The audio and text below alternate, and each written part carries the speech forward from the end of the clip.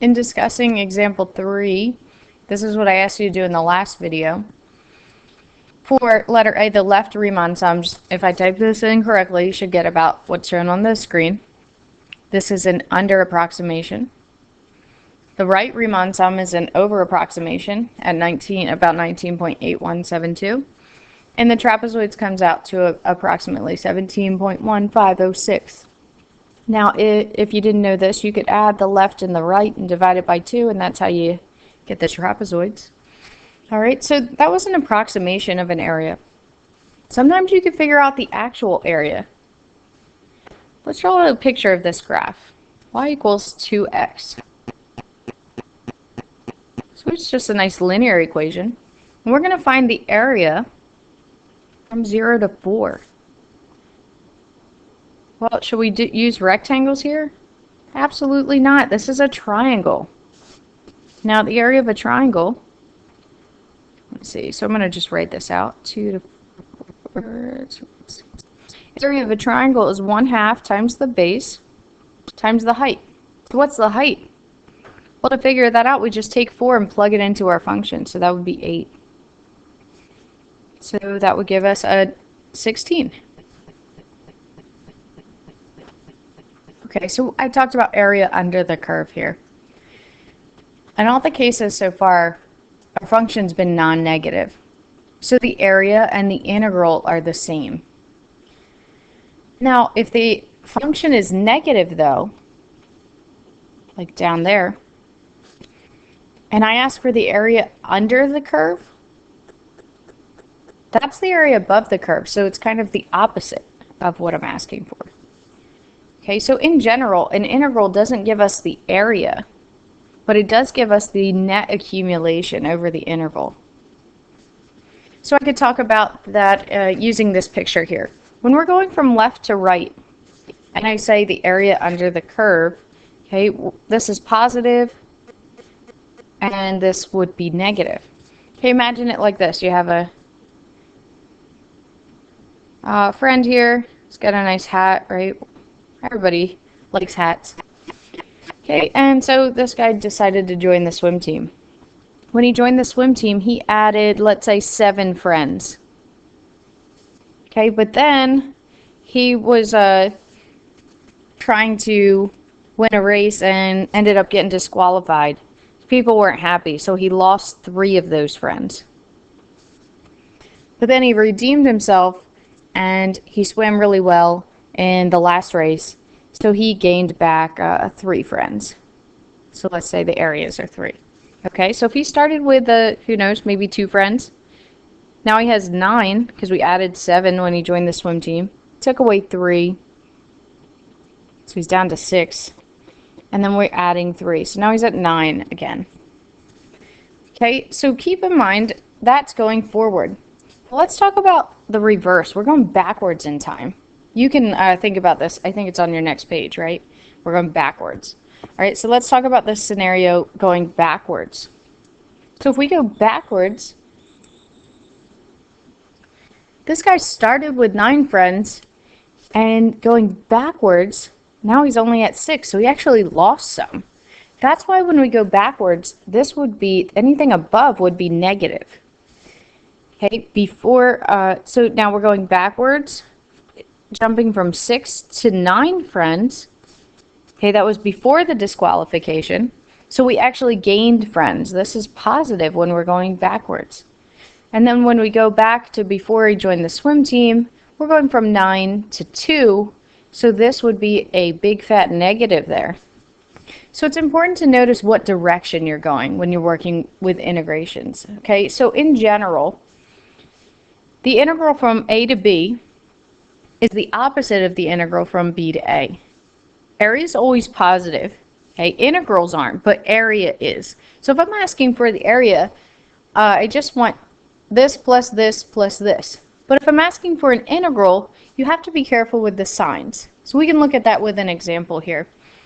F of x looks like a pretty nice equation. When x is less than -1, it's just 3. Okay, when x is greater than or equal to -1. I'll do that in a different color. It would be 2 minus x. So if we plug in -1, oh, we fill in that hole. 0 would give us 2. I know I gotta go all the way to 3. So 1 would give me 1, 2 would give me 0, and 3 would give me -1. It's gonna help me connect the dots of my graph. So that's the blue graph. Okay, this was the black one. Write and evaluate an integral expression that gives the area of the region. Area. Okay, keep in mind, what did we say about area? Area is always positive, right? So we want an integral expression that would give the area. If I just wrote, what is the integral from -3 to 3 of f of x, that would be a problem. And it'd be a problem because I have to subtract this. So that's not going to give me the total area. Get that out of there. So instead, I want area. Then I'm going to take this piece from -3 all the way to 2.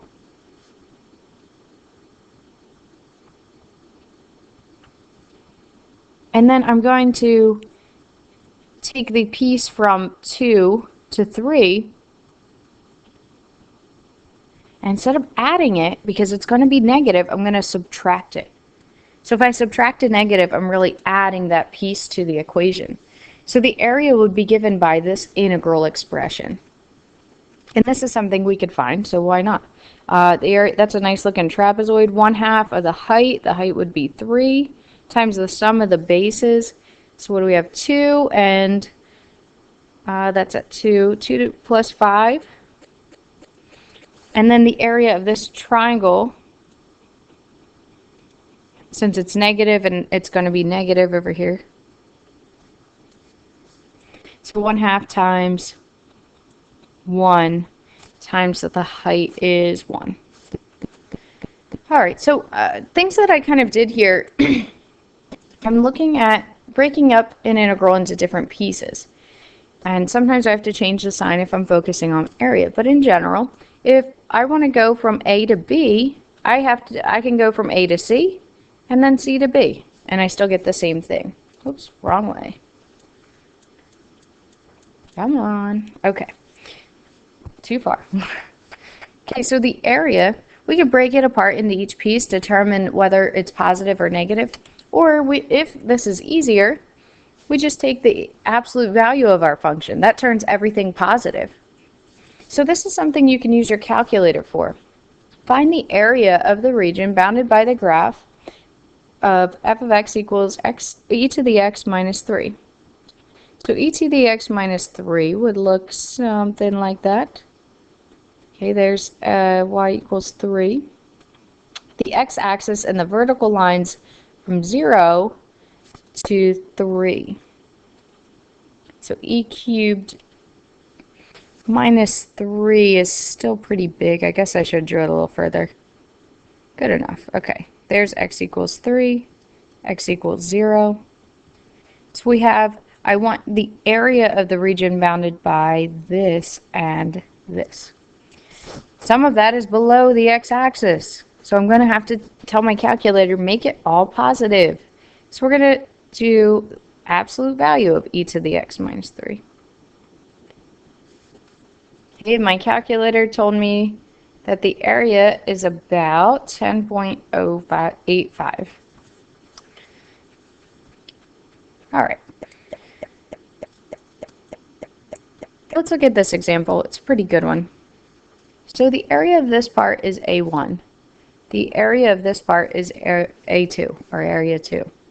So we're going to look to go from -4 to -1. The area of that is just A1. The integral expression is just A1. Okay. So now let's look at another one, part B. We're going from -1 all the way to 4. Since A2 is below the x-axis, it's going to be negative. Area 2. Okay. This one, we're going backwards, 4 to -1. Since this was below the x-axis, it's actually positive. Okay, this is one I would like you to do.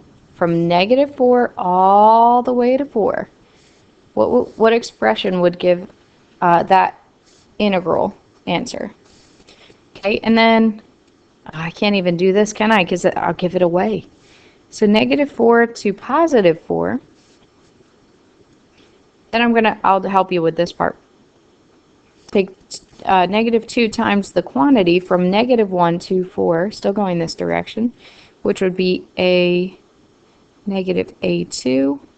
Okay, so this ends up being plus 2a2. So whatever you get for this answer, it should be easy to figure out what the total thing would be. All right, so this is a pretty complex graph. We have a triangle, a semicircle, a triangle, and another triangle. Pretty tough. So your goal will be to find the areas of different pieces. This is a semicircle, so the area of that is 1/2 pi times the radius squared.